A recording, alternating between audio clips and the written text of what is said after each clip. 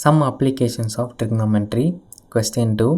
The angle of elevation of the top of a tower from a point on the ground which is 30 meter away from the foot of the tower is 30 degree. Find the height of the tower.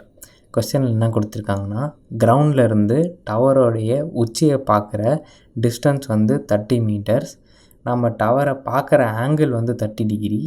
அப்போனா டவரோடைய height என்னவாக இருக்கும்னு கேட்குறாங்க. இதை நம்ம rough டயக்ராமாக வரைஞ்சிட்டு டவரோடைய ஹைட்டை வந்து பிசின்னு mark பண்ணி அதோடைய ஹைட் தெரியாதுன்றதுனால ஹெச்ன்னு மாறிப்போம்.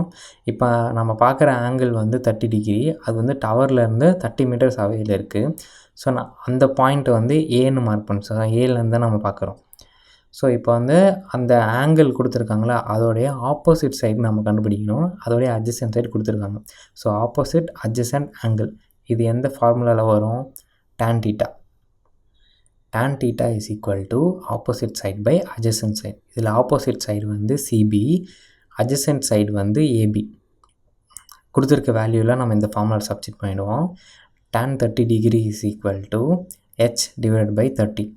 tan 30 டிகிரியோட வேல்யூ என்னது?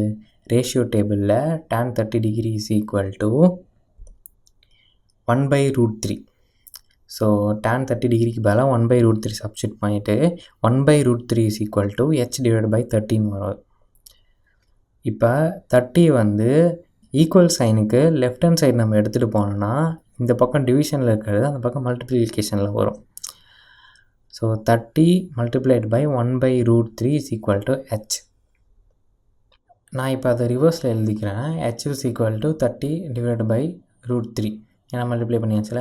ஸோ இப்போ 30லேருந்து 3 மட்டும் பிரித்து எடுக்கலாம்ல. ஸோ 10 into 3 தானே 30.